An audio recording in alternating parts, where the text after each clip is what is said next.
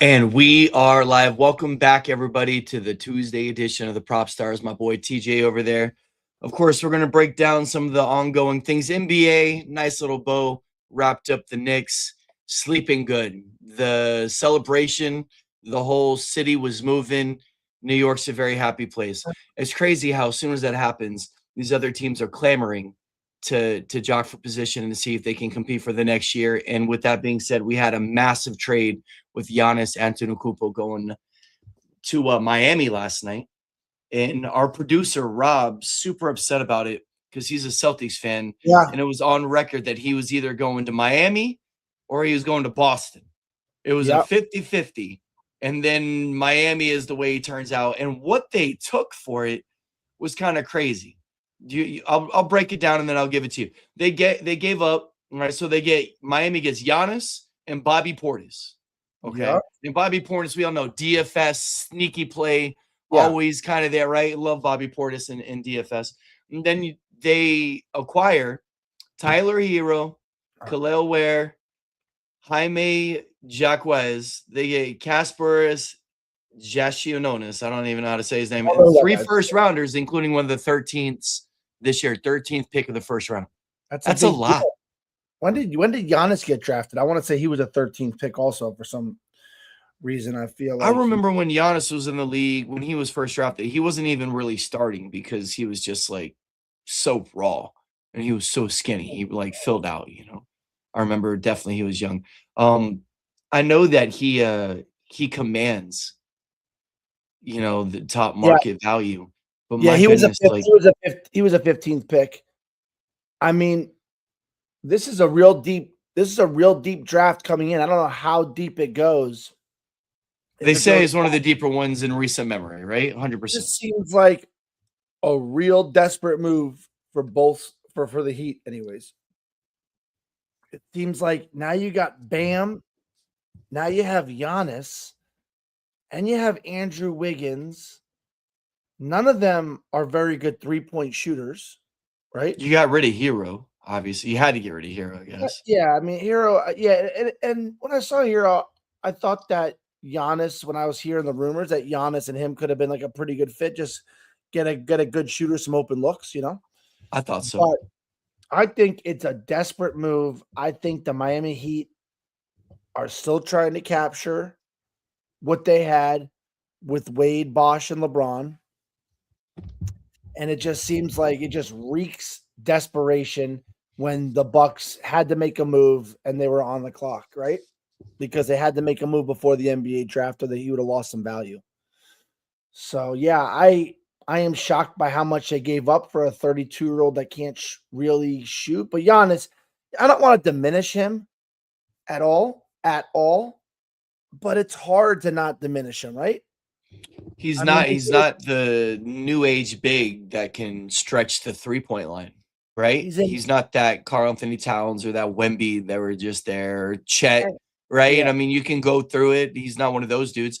Now, what he does do, and like when he was dropping 55 in the finals, pulling up to the window, ordering 55-piece nuggets, the guy is just a killer down low. He's unstoppable when it comes to rebounding or putbacks on the offensive glass. My favorite form of Giannis I ever saw was whenever he was playing point center. And it was before they even won the title. And they were letting him kind of distribute. The guy can also play make.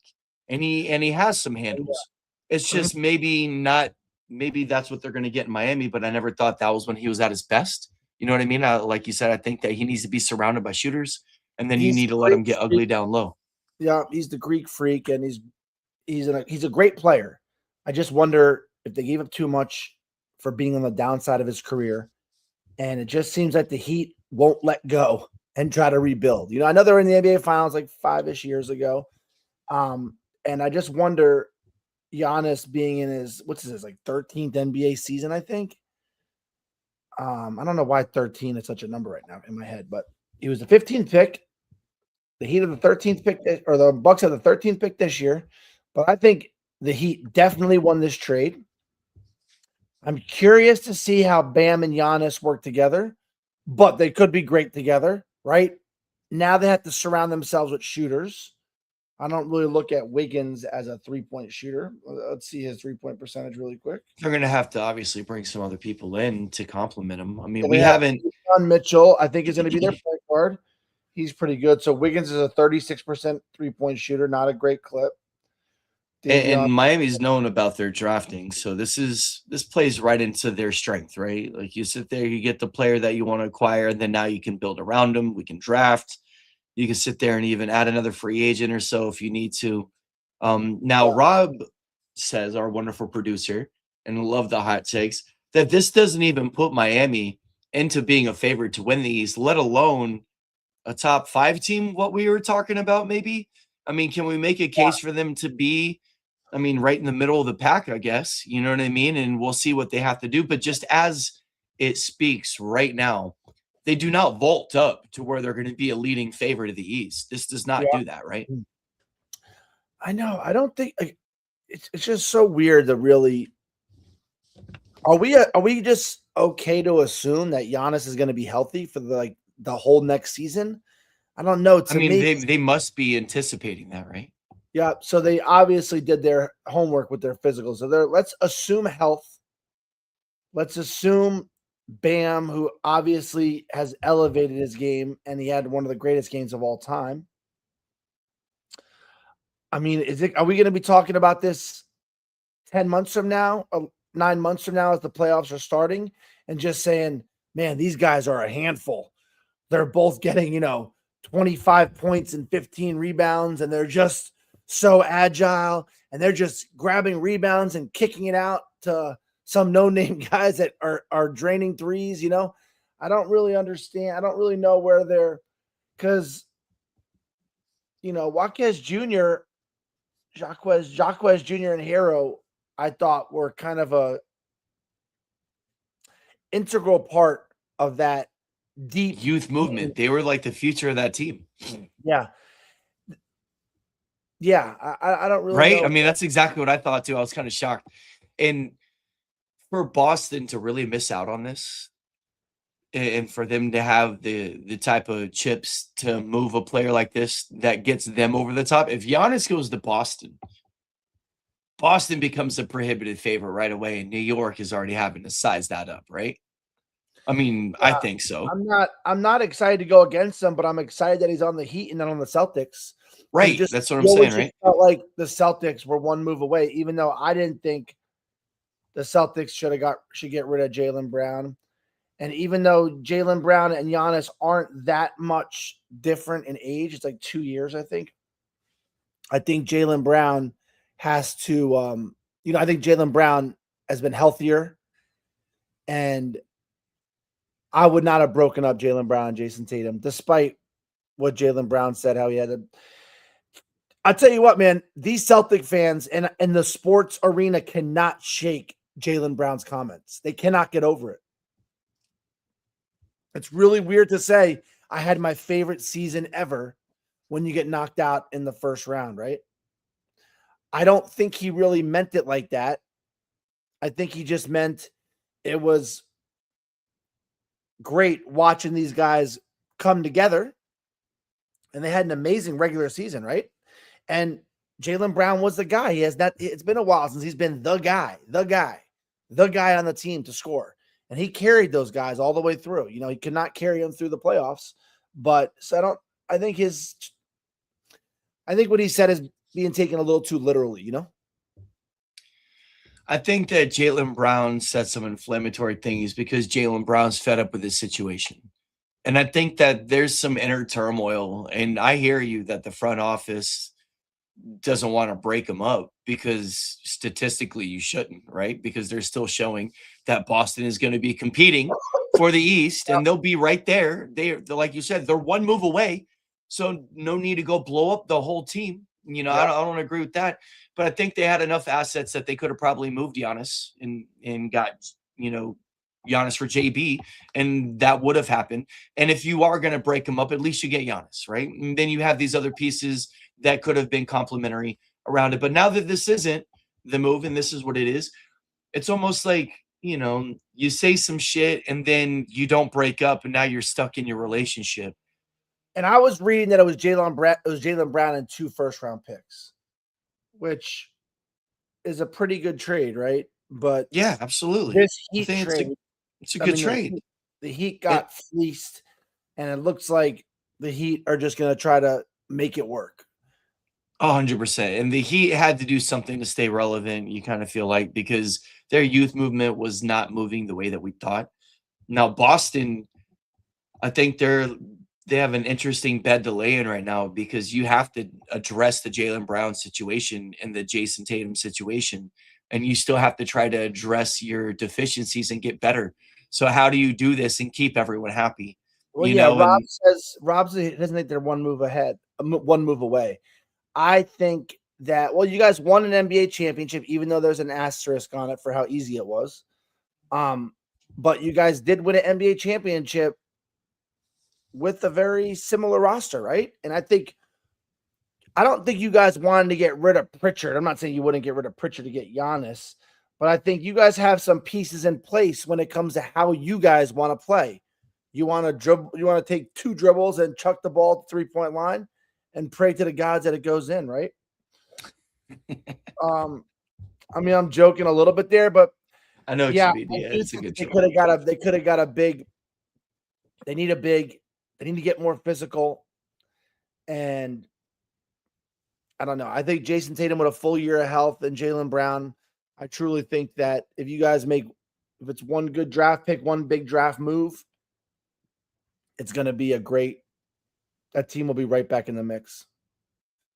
The Rob's cluster isn't close. not The even roster close. isn't close to what it was in 24. Yeah, I'm not saying that. I mean, it depends on who the move is. You guys got to we just got to see you guys draft, and we got to see you guys maybe address something in free agency. You saw the other trade that went on too. Yeah, Julius Randle to the Nets, Claxton and the Bulls, and you got the Wolves signing Dosanmu to a 5-year, 112 million dollar contract. That kid's good too. Dosanmu's good, bro. And Who? Randall is Dosanmu. Oh yeah, I know. Yeah, that getting rid of Julius Randle I thought was a little interesting. Is that just a culture thing? Like they just don't I think they mean, it get had to be, bro. It had to be a one and done, or what? Was he there 2 years, or was it one? Two Randall was there years? a few years. A few years. Okay, he's there a few years. He's there a few years. Obviously, it didn't work, and I think that whenever you saw bro, you just didn't see enough with when the ball got to him. Like he had a couple of moments where he was being efficient, but he almost seemed like it was just a flow stopper. Like whenever he was getting the ball, like it just kind of like mitigated any of their movement. They didn't Yeah. have the quick explosiveness that they were expecting out of that offense, and it just seemed really slow whenever Randall was on the floor. So I'm sure that if I saw that, and I'm not even a sharp in basketball, that everybody else had to see it too. So I could Yeah. see that happening a little bit. Surprising though, like you I mean, if said. you're Julius Randle, you're like, this is where careers go to die. Back to Yeah, Jaylen Brown really quick though. It's kind of like you're on a supermax deal. So you have to go out there and play, right? And you can't go out there. You might be frustrated, but you're gonna have to go out there and play. And if I'm Brad Stevens, I'd be like, listen, bub, we're paying you 50 something million a year. So break down that math. $750,000 per game. You can't be crazy. you can't be a whiny bitch. You have to go out there and play. I'm not saying he's gonna be because everything I've ever seen of Jaylen Brown, the one thing I've noticed is that he gets a little nervous in the clutch, but his effort is never lackluster. And Rob, what's that much of the difference between? He said at all. Celtics' main problem is that they get killed whenever Tatum says trading Giannis saves both of their problems. Brad fucked this up bad. I could be honest with you. I think the Boston Celtics coddle Tatum too much.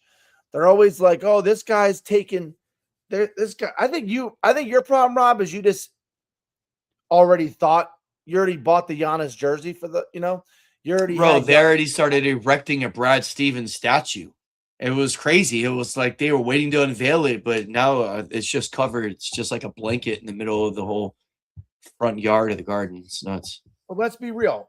If you look at that trade, Ware has some value for sure. Hero definitely has value. Jacques Jr. Has value. definitely has value. And now the other guy I'm not exactly sure about. The 3 first-round picks, including a 13th pick This year, yeah, Celtics proposed Jaylen Brown and 2 first-round picks. That's what they proposed. The Heat's offer was better. The Celtics' first-round picks aren't going to be amazing, right? That's it. That's the problem, too. Yeah, they're not going to be amazing. And I think that if you would have given JB and somebody else, maybe it would have been more enticing. Because look at what Milwaukee's getting. They're getting 3 youth guys that are all going to be putting up like 20, 27, 26, whatever. They're all going to be right there. Yeah, And and I think that whenever you're looking at getting JB and some draft picks, you don't feel as good about that because you don't know exactly what you're getting. You know what you're getting out of Hero, out of Jacquez Jr., and out of Khalil Ware. You know exactly what you're getting. And you get 3 more first-round picks, which is another pick more than what they were even willing to give. I mean, it sounds like it's not even close. It sounds like Brad Stevens was trying to play, I don't know, was he trying to play like hardball and just like, we'll start with this and see what happens, like trading with one of the Seans, like Overman or Munson. You're just like expecting them to bend a knee, and they just never did. Miami came through with a better deal. And this is the thing also, is that if you're the Bucks, this trade has a lot of layers, right? Because Hero is on, I know he signed it. Hero's on its last year of his contract, right? So if you're the Bucks, is this kind of like a rebuild? You took Hero because you probably know he won't re-sign with you. Hey, Windhorst is saying it's expected to be a bidding war for Jaylen Brown these next couple days. So Jaylen Brown is out of there. Is what Windhorst is saying. I'll tell you what, you want to see Celtics fans get really upset? Watch them trade away Jaylen Brown without getting Giannis. Because that's what every Celtic fan just thought. That's about to see what's happening right now, is what Windhorst is saying. Every Celtic fan was like, get rid of Jaylen Brown, but that was only because they thought they were going to have a Giannis Jason Tatum combo, which if you match those styles together, you would think those guys would where do you think Jaylen Brown's a good fit, and what do you think? I mean, I haven't even heard anything about a short list for him, so it's obviously just speculation. Yeah, let's think about that. Like, what could you? I'm trying to think like a team that would really want him, that could put him over the top. Like if you're the Pistons, that would be. I don't think they would ever trade him to the Pistons. Yeah, I'm trying to think. What if he went out west? Do you think he'd fit at like a Golden State? What does Golden State get in return? Like a Jimmy Butler, and yeah, you know what I mean, like kind of ish, something like that, right? Jimmy goes over there and gets to play. Like if Jimmy went to Boston and got to play with Tatum, kind of thing. Yeah, yeah. I'm thinking, right? I'm literally just trying to put things together. Know. Denver, because I don't see it happening to the Timberwolves. You got the Nuggets, and they're like aging, and they have like a short window, right? San Antonio looks like they're pretty solid right now with what they're doing. I feel like Mitch Johnson needs to get his head right. And I mean, then you start looking at the bottom half of the West, I guess, right? And we're looking at the Rockets. And I don't like the Lakers. I don't see the Lakers, right? Lakers don't have anything to give. They have nothing. Mavericks, yeah. If you're the Mavericks, I know you got some picks. So you want a big man. So what kind of big man? Big man, yeah.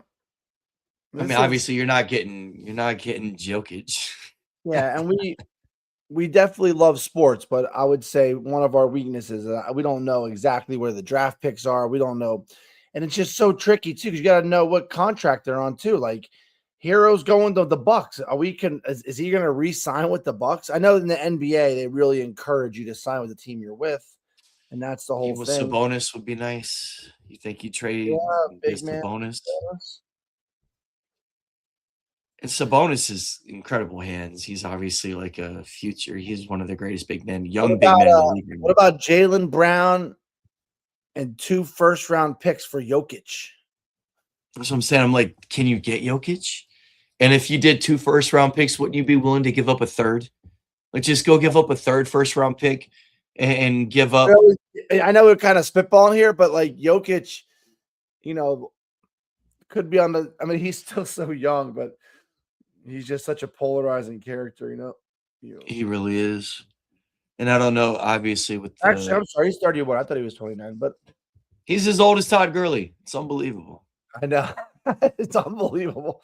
It's unbelievable, dude. That Todd Gurley thing. I'm still like, it's so funny because like, yeah, I googled his age, and then I like went down like 2 pages on Google. I'm like, I think they're all wrong. I think they're all wrong. I went to his date of birth. I went to like the city he was born in, and like they fudge it. You know, was he like born in the Dominican Republic or something? Lied about his birth certificate many years ago. Yeah, like they did with Crazy. the what was that team? The Brooklyn and the Little League team? Was it? No, Yeah, it wasn't Brooklyn. That wasn't Harlem, but it was something. it was Oh, the some New Bronx. York. It was the Bronx. Bronx kid, right? Yeah. And this kid's He was a throwing. tall kid, bro. I know he was throwing gas, He was and then they big. find out he wasn't that much older. Like it was real close, but they definitely were like, "Oh, he's born after June 1st. He's not going to make the cut." No, he's not. He's good, you know. It's so good. All right, now Rob's really upset Rob's here. fired up, bro. Yeah. I know. We should have gotten Zubac at the deadline, but Brad didn't want to pull the trigger there either. Yeah, I'm assuming the Celtics are sitting tight. I don't think it's going to be a bidding war for Jaylen Brown, but Well, Celtics keep talking about they got some other more than us for sure. So they got some other dudes, man. We're not even talking about their future either. Like the reason why I think the Celtics fans are so okay with trading away JB is because they still have some other dudes in the wing. They got some other young dude who's just balling out of control last year, and Santos and Javi keep calling his name, and like every time he comes out and does something good, like they're like, "This is the future." They got some other dude like that. I mean, they wouldn't have minded trying to give that kid some runway and try to play with more of what they got going on their bench because we already saw what the best that GB and Tatum could try to do, and it just they need a big man. He's not wrong. They need a big man, and I feel that we're kind of heading back into that age where you have to have that, looming figure in the paint, man, because you see what it does. These like we're having a Karl Anthony Towns, having a Wemby, having a Jokic. You know what I mean? Like these things matter. Like you got to have those players, and it's not just a fill-in position. You need somebody who can stretch it into a three, lateral quickness, who's a dog on defense. Like you got to have something there. yeah, and I like Jaylen Brown. It's just, and he's not the first or last shooting guard that can't shoot threes, you know. But he's a 34, It's a 35%. 34% clip. It's not great. That's not a great clip. And Rob makes a good point. You do not want to run it back. And you know what's interesting is that we all said it on the show. And I remember one of our loyal listeners, Jeffrey Schneider, after the Sixers beat the Celtics, because we put the Celtics on this pedestal, right? You know, it'd be interesting. I want to ban for years.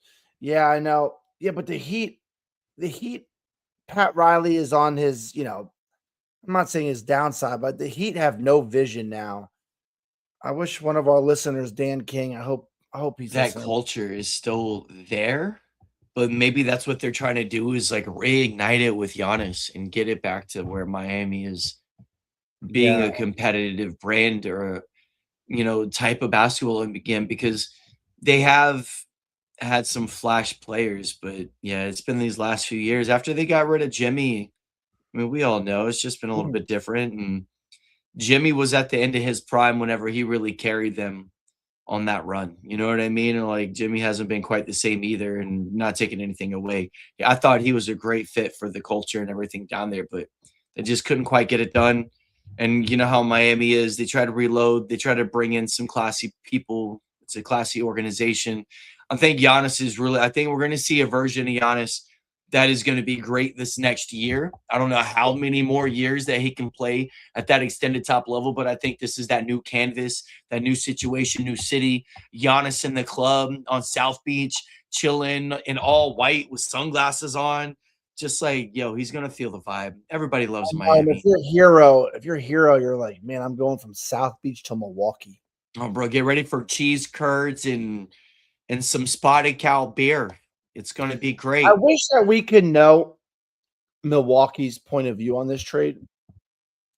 Is this something where I think Giannis said I'm out of here, so they were just like, "Yes, sir. We'll just try to No, get the best and recoup I we get can." that aspect of it, but I mean with these players, because Ware is a up and coming, like he could be a vital part to like a championship team, right? I think that he's that kind of athlete and whatever. And then Hero, is Hero from Milwaukee? I don't know. Hero's going on the last year of his deal. Are they grabbing Hero thinking maybe we catch lightning in a bottle, and if not, we'll ship him? Are they thinking Hero's going to be one of the cornerstones of our franchise for the next 5 years? I I mean, just if wish I'm I had if a clue. if I'm their front office, it seems like Hero steps in as like your number one player, and if you can get some sort of crazy line out of him this year, then you could trade him for more assets. You know what I mean? Like depending on his contract, like you're saying, if Hero goes out and puts up 30 a game and is averaging 8 assists and 6 boards and shoots at a 40% clip, there's no reason that he wouldn't be another top asset being on the move again next year if that's what they wanted to do, because it almost seems like they could parlay him into a much better. I mean, what are you really going to do building around him? Like you just lost your other big man. Are you going to replace Giannis? And yeah, I don't know what Milwaukee's thinking. You're right. That'd be a great understanding to see what Yeah, they and want I, to. and I don't really mean it in a negative way. I don't know. I'm kind of surprised the Heat put Ware in there, but I think the Bucks, that was a big part of it, maybe, you know? I mean, the guy's 22 years old and he's had some like impactful games already. Yeah.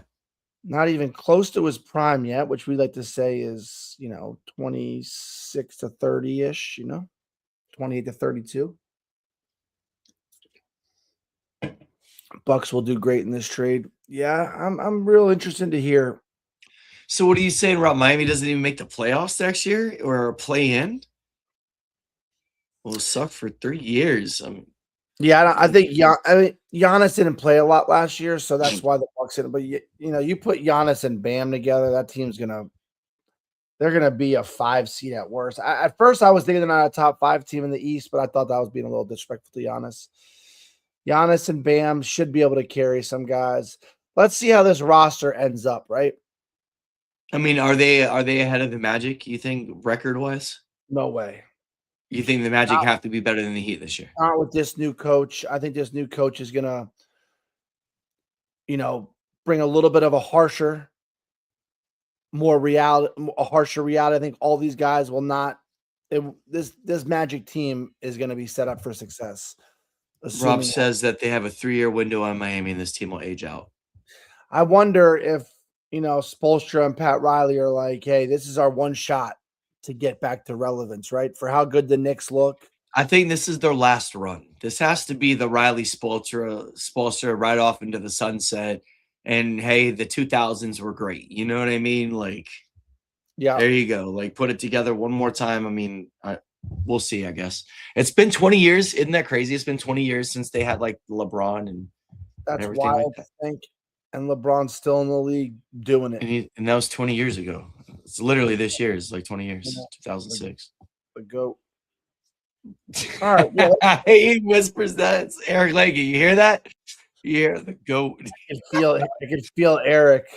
Oh, bro. Eric's already thumbs. I can hear him just He's thinking. only like 500 yards away from my house. 2 different neighborhoods, but 500 yards away. It's my claim. There's a big gate that's in between. That's for sure. There's a very large gate separating you guys. I can hit a golf ball to his house. I just can't get it over the gate. That is. That brick wall. Um, You got anything else about the NBA before we move on? I know that Rob could talk about this for hours, bro. Rob's so fired up, dude. Like, you guys can't see Rob right now, but his hair is on fire. He's pissed off. He's literally just pacing back I and wonder forth. this too. I wonder if Rob would be feeling okay about his roster if the Knicks, and I'm not saying this to talk shit because a lot of times I'm just egging on the Boston frauds, right? But the Knicks just swept Philadelphia very easily. Like there was one game that was kind of close. Every other game was an utter embarrassment, right? Didn't And you that's guys win by like 32? Like, it was bad. yeah, we beat them. There was one game that was kind of close. I think it was game 2, maybe game 1. I forget.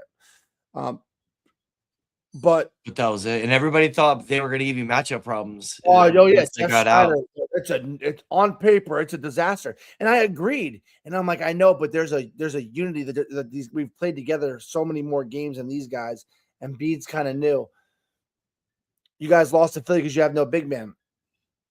Yeah, I know. And also Vucevic, I thought would have been a nice addition for you guys. I know he's like he can't bully a guy like Embiid, but I thought Vucevic would be a guy that could pull a big out and could pop a jumper. You have to respect it. And he's pretty good around the rim. And he is a legit 7-foot center that could shoot. But he didn't even play in game 7 either. But I wonder if the Knicks would have lost to the Sixers in 6 or 7, right? Then you could be like, oh, wow, this is a team. But since we swept them, you watch as you battled this team back and forth, right? And it was such a great series. You had them 3-1. You could have just gentlemen swept them, but Philly comes back, and then you just watch the next series, and the Knicks just mollywop them. You're just kind of like, wow, we are very far behind, right? I wonder if that comes into play when it comes to if you're Sixer fans. You see Eric Langen's text when you get traded for Jason Kelsey or Barstool Big Cat at 3 podcast team blockbuster. I love it, Eric. Thank you, man. Yeah, dude, I think that they could have definitely had some other guy or some other player to make an impact, but they do not. And I don't know. I say if you're Boston, you just let this whole draft come out. Thank you, baby. I think you let this whole draft just play out, and you're gonna see fireworks. Jaylen Brown's gone tonight, guys. Like he's gone. Like he's getting traded tonight in the draft. We're gonna hear about it. First round news. Boston is getting rid of Jaylen Brown for a bag of Fritos. That's all it's gonna take. Like I don't know why you guys want to just ruin the best team that's been in the East for the last 5 years. You know what I mean? But whatever. Obviously, the Knicks just have them shook, and they know that they can't compete, and they got to go out and make some sort of move. I don't know, man. I just feel like with this happening the way it did, it felt like Boston didn't buy in enough, and now I feel like Boston's going to be left with their hand in the cookie jar. Yeah. All right. I agree. NBA draft coming up tonight, right? Jaylen Brown's gone. See you later. You know what surprises me it's going to be Tatum's team. Yeah. I'm surprised that this Huff guy. That is, yeah. You talking a little NBA draft tonight? Yeah. You saw the note that I sent you on that? It was pretty good. No, that was great. I'm surprised that. Where are we going here? Hold on. I don't know. People are talking about, is the number 1 pick actually settled, right? I don't know. Yeah, who's the guy that's from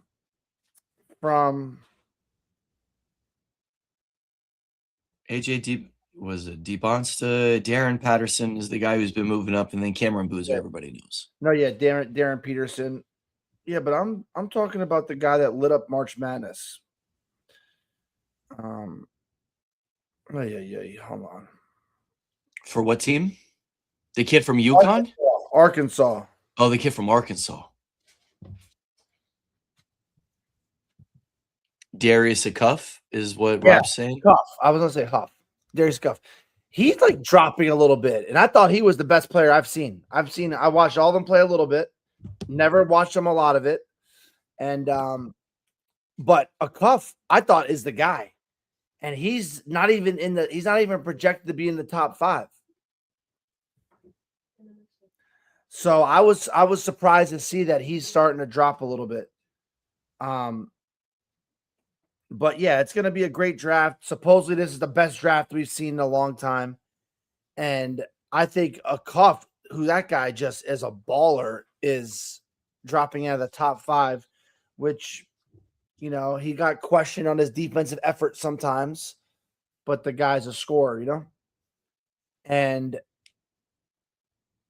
yeah, that's all I really got to say about that. Yeah, I was going to say he can make an impact wherever he's going, right?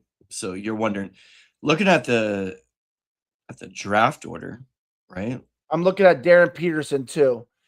People are saying, I'm watching some updates on this right now in our little media room here. And Darren Peterson's floor is Beal. His ceiling is Kobe. Yeah, that's kind of nasty. Yeah. I mean, you imagine, so you're saying a cuff's like a top 5 pick. So it rounds out. This is the Wizards, the Jazz, the Grizzlies, the Bulls, the Clippers, then the Nets, Sacramento, Atlanta, Mavericks, and Bucks. So the Bucks get their pick 10, and they got the 13th pick tonight. That's interesting. So you're talking about interesting. Like Julius Randle could play with a cuff. You imagine the Nets end up getting a cuff, and then they just got Julius Randle. The Nets ever going to be able to get out of the gutter? Also, back to that Minnesota trade too. They got Claxton too, right? I think Claxton went to the Bulls, right? Oh, you're right. You're right. Yeah. Yeah, Claxton's to the Bulls. And they picked 4th tonight. So, I mean, out of all these teams, and they all got some juice to make a move. Who's getting Jaylen Brown, you know? One of these teams are grabbing Jaylen Brown. If you're Boston, are you okay with just one? I'll give you this pick. That's it. 1 first-round pick, but it's a top 5 pick. And I don't think teams would do that, though, right? Why would you go get it's not about the talent. It's about the money, right? You're not going to take. And that's why I don't think it's going to be – I don't think Jaylen Brown's going anywhere. It's just, I don't know if Jaylen Brown is a super max guy. Jaylen Brown is a great player. Like, he's an unbelievable NBA player. And a lot of guys now make $50 million a year. So that's not an outrageous number. No, but it's still, and it's actually, I think, more than that. I think he makes 5 years, $300 million. So that's $60 million. But let's also just talk about how the Oklahoma City Thunder, who are right there knocking on the door every single year for the next 10 years, also have the 12th pick tonight. They also have the 17th pick tonight. And they are just rich. We've all known about all these draft picks and assets and what they've been doing and getting for them. And I also wanted to note the Orlando Magic do not have a first-round pick tonight. No, that's because there won't be any headlines here in our fair city. But yeah, you still have like the Thunder just like quietly, just in one of the deepest drafts ever in recent memory, just going to be plucking up more talent, more players. They're going to be riding their bench that can't even play, that they can trade in another 2 years or just fill in for injury. God forbid something happens to one of their superstars. It is diabolical too in sports, but I think it's more in the NBA on how some of these drafts are just loaded with talent. And then some drafts are just not loaded with talent, and how the Spurs have gotten, lucky and good with their picks. But man, some of these drafts are just so bad, and some of the drafts are so good. It's so interesting to see how. It's just like the NFL, though. Like sometimes you see people like, I don't know, like last year, bro. The NBA, this draft is so good, TJ. You had like 8 or 9 teams actively tanking, right? Like all to try to improve their lottery spots. I've never in the NBA. That was like an epidemic this year, bro. Like nobody wants to even talk about that shit right now. But 8 or 9 teams were all actively tanking just for this night, just so they could get in position.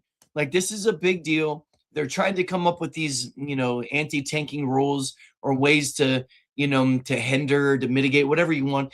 Either way, it's an important draft. And I think that needs to tell you everything that we needed to know is that you got this many teams trying to make a move. It's obviously important. It's a good deal. So I finally heard back from, I consider him a top Heat fan. He knows everything from the first guy in the roster to the G League and everything above. And he loves this pick for the Miami Heat, or loves this trade. Loves this trade for the Miami Heat. And he says this roster is still building. And he's always said this quote, which I'll quote Dan King on this now. If you build it in South Beach, they will come. So, he's thinking that he's not too far off. He doesn't think they gave up too much, and that's that.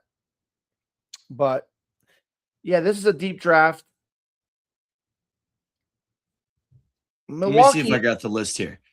You had the Washington Wizards, the Utah Jazz, the Grizzlies, the Bulls, the Nets. These are all your top teams, by the way. They were all tanking last year. They're like all the top. If you remember when we were talking about there was no bubble when it came to the play-in games. Right. The play-in games were decided weeks out, which we've never seen that before. Right. Usually it was like these teams are trying to get into the play-in game.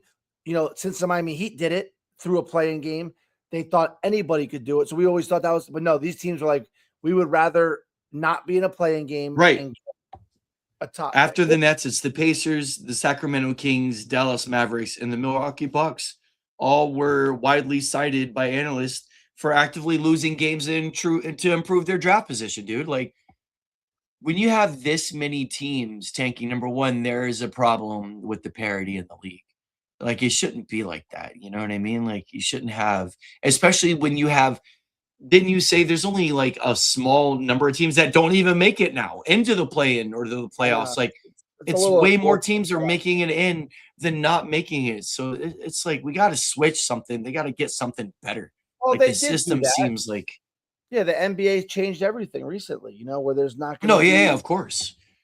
But, you know, that's just the way sports are. You're good or you're bad. And when you're bad, you know, nowadays it looks like that teams just don't want to be mediocre, right? They've seen what the Steelers fan base has kind of roasted the Steelers for. You don't want to be mediocre. You'd rather have 5 horrible years, stick by your team, to have 5 good years, right? And then you have 5 bad years and 5 good years. I'm not saying every team goes by that cycle. I just remember thinking about Boston and just thinking this is going to be a team that is going to be running the East for the next 7 to 10 years, or at least a 5-year run. Like they were, and you think they were just a little bit too hesitant, right? Like a little too slow on. I mean, you got to stay ahead of the curve. You got to be ahead. And I feel that Boston was ahead of the curve the last 5 years. I mean, I feel like this is the first time that I can say I don't feel like they're ahead of the curve. Yeah, Danny Ainge, Brad Stevens, they've always been known as like the smarter guys in the industry. And like, you know, Brad Stevens as a coach was a brilliant guy. Genius. And I think sometimes you're just wrong, you know? Sometimes you're unlucky due to health, and sometimes you're just wrong. And Adams, I don't really know what you're like. Rob, what's the main difference between the rosters that you guys won with? I think you guys are about the same, to be honest with you. It's the same team you've had throughout the years. Honestly, you could argue that they're better now because they have some better bench players. Yeah. Like what? You don't have Marcus Smart? Like, I'm really trying to think about, like, I'm talking about the game changers that won you guys that championship. You guys aren't that much different. Like, it's just you got lucky enough. You played against Luka. Was Al Horford like that much of a component? Like, he was just the most underrated big man that they ever had. There you go, right there. Drew Holiday, Horford, Al Horford, Lord Connect, Kristaps Porzingis. Not even close to the same team. It was Porzingis and Horford that gave him the teeth. Holiday, we know that Drew's a dog. He was able to actually handle the ball without turning it over. He's a very good player. And those pieces are going to move around. I mean, are you really going to stay like Cornette? I mean, you're going to put Cornette in there. Porzingis. I mean, the downside of it, of way past prime Porzingis. When he came there, he sat for like a year and a half. He was hurt. Yep. And I remember he had those really good first quarters. Cornette is a backup, a very good one. Okay, Cornette is a backup, and you're trying to. He's like your own version of Hartenstein, whatever, you know, like whatever you say. Sure. Yeah. Who's the Spurs big man that backs up Wemby? That's who Cornette reminds me of. That's Cornette.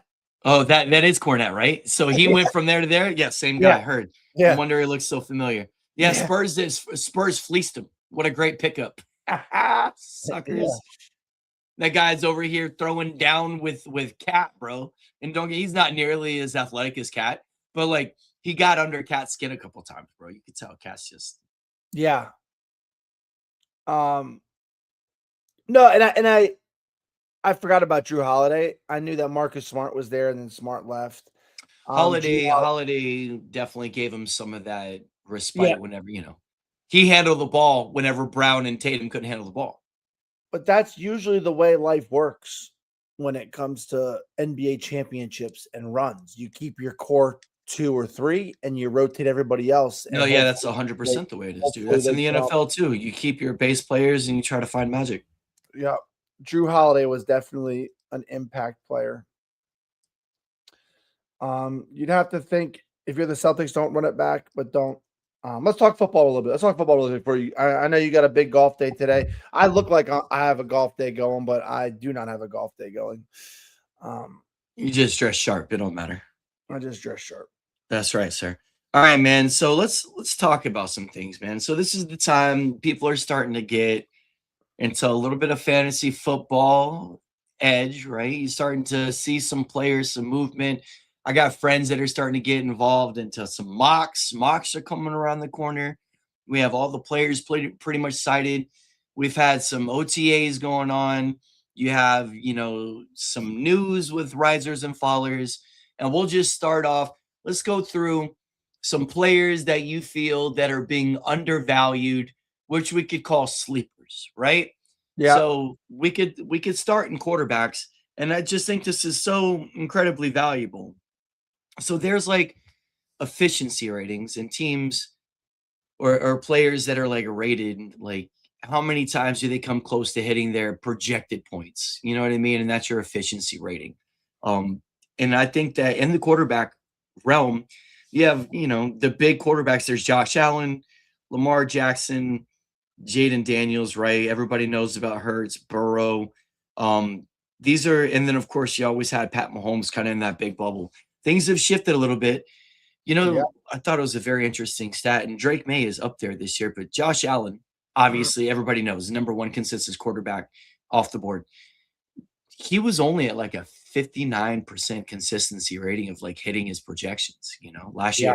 And a lot of his points in fantasy football, this is like the biggest bugaboo. You're going to see somebody get all of these points and you're looking at the end of the year stat line, but a lot of those points come in bundles and they come in, bunches in games, and it's not a consistent throughout. Would you rather have a guy to put up the most points in the year, but he does it in like half of the games that he plays? Yeah. Or would you have a guy like a Drake May last year? For me, he's just putting up the most consistent points every single week, every single time. What would you rather prefer? Would you rather prefer the big blow up, like the big blow up games to where you're getting the bundles, or would you rather have the consistency? What do you prefer, TJ? Yeah, I'd rather have consistency. You know what I mean? 100%, right? And I think that you're going to 25 or 30 for my quarterback and let me move on. And I believe in my draft process that my other guy, you know what I mean? So I talk about Drake May in this, but there's another guy who hit higher than Josh Allen last year too. That was Trevor Lawrence. Trevor Lawrence actually gives you a little bit more with his legs. Now, Trevor Lawrence right now is being rated quarterback 8. He's still going way lower than that. Like, people are dropping him further than that down on your boards. And I think for somebody who's going to be the Liam Cohen offense, you have a running game, you have receivers. I just think that there's a lot more value. And I think that Trevor Lawrence may rise up a little bit, but Brock Purdy's going to be in that bubble. Matt Stafford is still in that bubble. Caleb Williams is in that bubble. Kyler Murray is in the bubble. You're talking about guys that are going to come out and be further up the board than where they're being drafted now. And their consistency ratings, I'm not saying Kyler Murray's in the consistency rating, but the other guys I was talking about are all dudes that hit their projections on a pretty consistent basis. You think Josh Allen goes in the first round this year in like the big drafts? Like, do you think there's just one guy that's always? I think Josh Allen goes second round. I don't think any quarterbacks crack the first round. I think that in our league and most of the big money leagues that we're playing in are all like, people need that running back or that receiver. Yeah. Before you even take your quarterback. And I think the reason why is because Josh Allen, let's talk about the quarterbacks. Josh Allen. Okay. Yeah. he's got DJ Moore now. Okay. Yeah. He's been known and had the propensity to spread the ball out. Yep. Whenever he did have Which Stephon DJ Moore Diggs, is a perfect fit for that, by the way, because DJ Moore hasn't been that. He doesn't need 150 targets. He sometimes mentally that he has been known to not check out, but you know what I mean. He wants to be that guy, and he's made that. He's wanted to be that guy. And we've all said DJ Moore from Carolina to now has been quarterback proof. And would this be the best quarterback DJ Moore's ever had? I know I cut you off. Yeah, for sure that, right? I know I cut you off, but you think he gets 100 catches this year? I think he'll be that's right there. I think he's 80 to 100. I think he's 80 to 100. Because he's going to get It's not Keon Coleman. I'm telling you that right now. Yeah, I know, right? He's going to get 25 catches this year where it's hike, snap, and throw, right? And I think that Kincaid is still a thing, right? And I think that you still have Knox. Like, there's still a running team with 2 active tight ends. This is like they're not making their identity anything different from what they were. They are still that. Yeah, it's the same offensive coach, right? So that's going to be – I can be honest with you, though. I'm talking myself into maybe going Josh Allen first round or early second round. He's the only guy. It's not even close after that. I wouldn't go. Okay, but you're talking yourself into it, TJ. You're picking 4th. Yeah, not me in our big league. I'm saying. Okay, that's what other league is there? Anyways, I hear what you mean. And if you are going to be in one of our other random draft picks, right? In our redraft randomized draft pick position, if you end up 9, 10, 11, 12, okay. Maybe you're looking at a Josh Allen then? If you're drafting in the back end of that? Josh Allen instead of an Achane? Is Achane going first round? Yeah, exactly. Yeah, you're right. Yeah, 100%. Yeah. I mean, it would be fireworks and people would judge you, but I would not blame you for that. Just because it's the same offense. Are you taking Josh Allen over Ashton Genty? Yeah, I am. I think so, right? Like, I know. Okay, all right, so let's keep doing this. Are you taking Josh Allen over Amon-Ra St. Brown?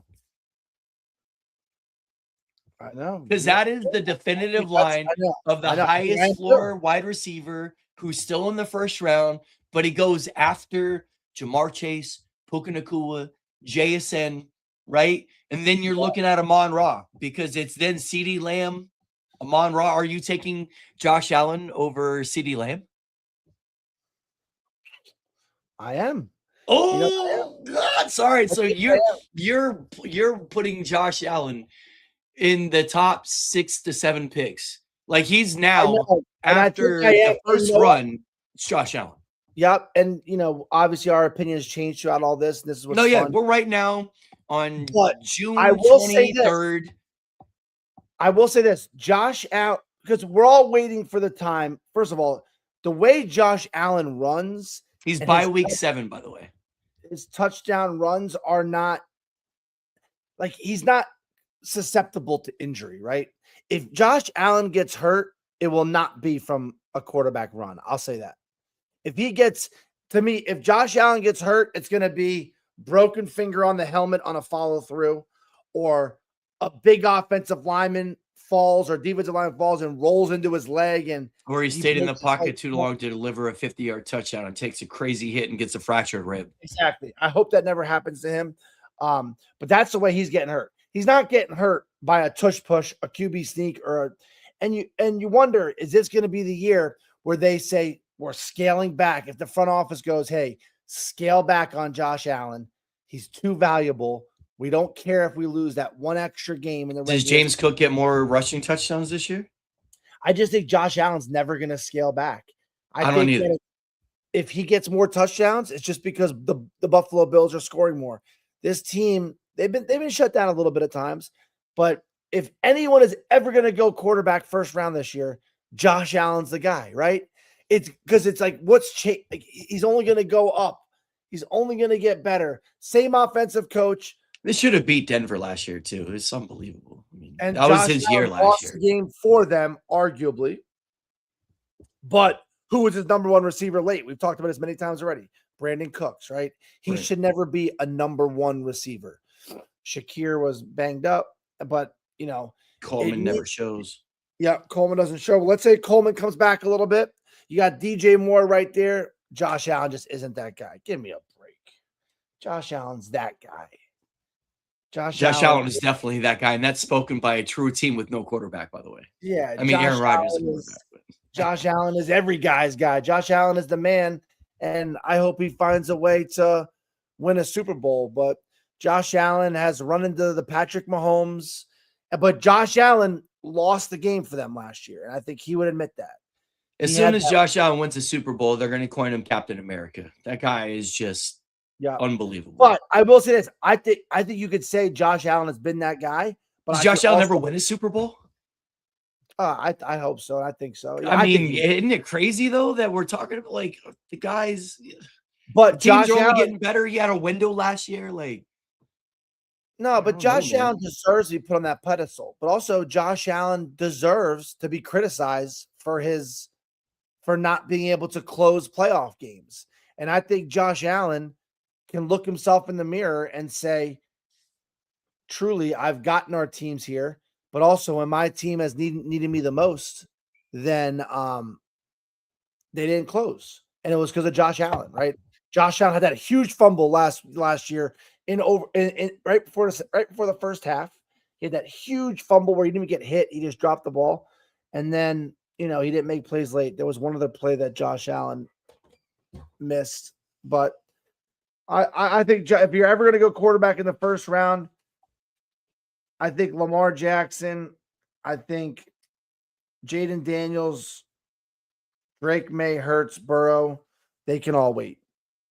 They can all wait, right? Josh Allen would be the only one. And even then, you're really risking it because when you look at this list of quarterbacks that are like available and you pass on him and you just build your depth and you take running backs and receivers and you just wonder what is the deficit that Josh Allen is going to outscore Pat Mahomes by? What's the deficit Josh Allen is going to outscore Brock Purdy by, or Dak Prescott, or a Joe Burrow who's going 6th, or Trevor Lawrence at 8? And Trevor Lawrence was one of the hottest quarterbacks and was like a top 3 quarterback at the end of the year last year. I mean, the way that where's Dak in the rankings you're looking at right now? 9th. Yeah, he's 12th on mine. Is that because he doesn't run anymore? I think that's because he doesn't run anymore. And I think that's fair because all the people that are above him, other than Burrow, all have legs. All of them have legs, other than Burrow. And Burrow just has the nastiest receiving core. So that would be the only reason why Burrow would be ahead of him too. Yeah, so Dak, okay, if I had you guess last year how many rushing yards Dak had. Oh my gosh. You're really good at these guessing games. Dak Prescott rushing yards last year, man, I don't even think he eclipsed 200. Yeah, you're exactly right. He was 177. Yeah, he had to be just under it. Like I had no idea, but I'm just like really kind of feel that. Guess. It's like I'm like he's got to be there because there's a couple sneaky plays here and there, but after Dak broke his ankle, they stopped running him in on those like options, like the Josh Allen option. They were like, oh yeah, Dak's built like Josh Allen. No, he's not. No, he's not. Yeah, he's not built like Josh Allen. And there's a little bit of a different. Josh Allen just has one of those bodies too. Like his legs. Dak always had legs early though, is the whole thing, and that's what gave him so much value, bro. It's like, and I don't think Javonte Williams has the same year this year. Like he's. Yeah, I know. I wouldn't. Yeah, that was Max Javonte Williams. That was Max Javonte Williams. And if you got him last year, kudos. Yeah. And if you didn't, hey, great for him, right? Because he suffered from some brutal injuries. Right, and that was his like max low too. That was the most touches he's ever had in a season. Like, the Cowboys rode him, bro. Remember when Russell Wilson and Javonte Williams had that first game where Javonte Williams threw him I think he had 12 catches. Yeah, he's gonna be the greatest running, and then all of us, I think he broke his leg right the next. Yep. He did something so bad, dude. That was Russell Wilson's dark horse here for MVP that he never, because he lost Javonte, he never got. Yeah. Yeah, I mean, if Russell Wilson loses his receiving quarterback or receiving running back, then so bad. Other running back. All right, Jordan Mason was a topic I wanted to talk about Oh today. yeah. Now, you do have, I believe they did draft a rookie.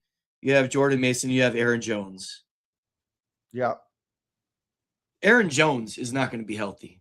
Jordan Mason last year, everybody was calling for him to be that stud, that, kind of like bell cow kind of dude who was going to get a lot of the premium I carries, remember early I goal line carries. criticized you going Ramondre over Mason. I thought you were actually right. At first you looked like you had egg on your face.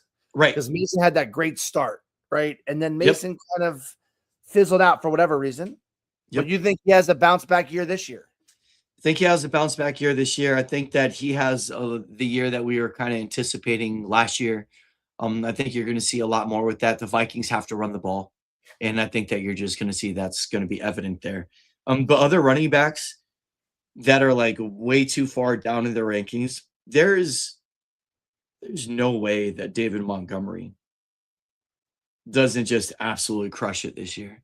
There's no way that Travion Henderson should be this lowly ranked as another running back that's going to get a lot of love and who could potentially have 8 to 10 receiving catching touchdowns. Like, I mean, they're 100%.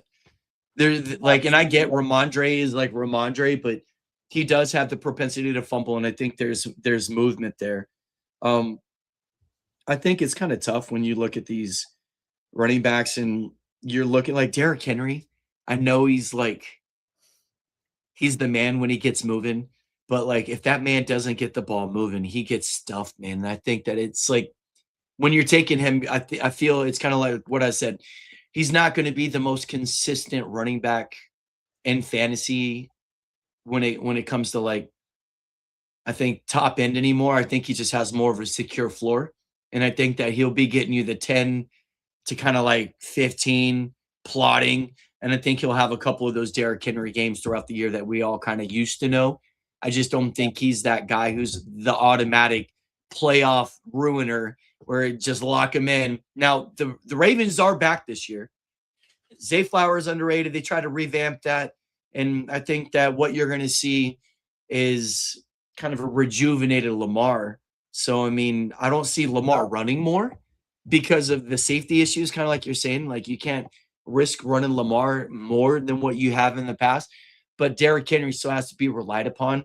I just think that he's in that crazy little bubble. He's like running back 11.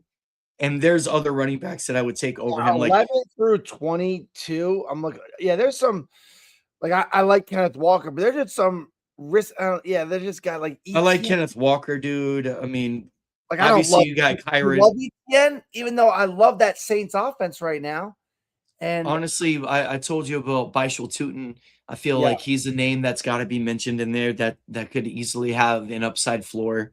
And we're early right now. We're in the doldrums, guys. This is all like this is what it is now. Like officially NBA, the draft is on tonight, but it's over. NFL, we're getting into what's going on. It's off the table. Thank God we got World Cup. Yeah.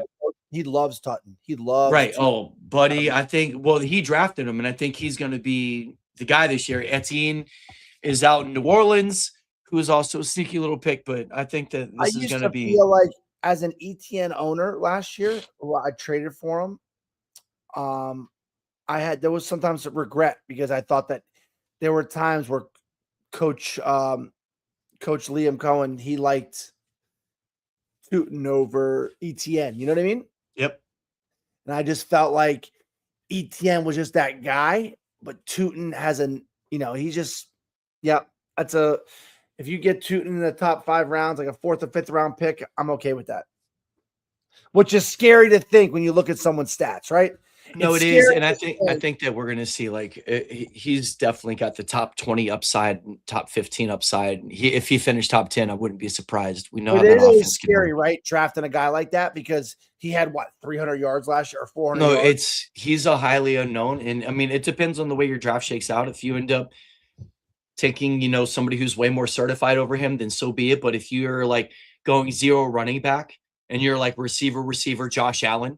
Right. And you're like, or, you're Josh Allen and a receiver and you're looking for a running back. He could be the guy that's great to gamble on, Yeah. No, Well, for word. sure. Well, I say we crack this up and we'll jump into the fantasy fallout, and get into the rankings and whatnot a little bit more in depth next week and per se. USA already advanced in the World Cup to the next round, so we get a Yeah. fun game against Turkey. Obviously, you got the Golden Booters. This kid Holland from Norway, He's a beast. he's unbelievable, dude. He might Yeah. be the best striker in the fucking planet right now. That Norway-Senegal game was about as exciting as you can get when it comes to soccer. It was Like, crazy good, right? Norway went up 2-0. You think it's going to be a blowout. Senegal makes it 2-1. Then Norway goes up 3-1. You think it's going to be a blowout. Senegal gets a late goal. Then they almost get another late goal. Yep. This corner kick was the perfect corner kick, and Holland went up to block it, and it went right over his head to the Senegal guy, and the Senegal guy headed it over the goalpost. He wasn't that close, but it was the most beautiful corner kick. It was so perfectly placed. In the 8th minute of injury time. And, that's what World Cup soccer is all about. Yeah, man. I will say that Messi made history. Obviously, now the leading goal scorer all time in FIFA World Cup history, beating out that German Klasse or whatever. He's now got 18 goals. You do have Mbappe with 4 goals. You got that kid David out of Canada with like 3, and then you got Holland out of Norway. I love watching the Golden Boot race. It's always cool because those are like, just the most dominant guys. And whenever everybody knows that you're supposed to score and you still score, blows my mind. You know what I mean? Like, because it's just different, man. But yeah, great chopping it up with you, TJ. Love you, bro. Thanks for watching Prop Stars, everybody. Like and subscribe. Get us out there. We do have our NBA draft tonight. It's a big show. There is a giveaway going on. Prop Stars is trying to give away some stuff. You got to check it out. But we appreciate your time. Rob, thanks for everything, man. Prop Stars out. Peace. All right, thanks, guys. Go Cowboys.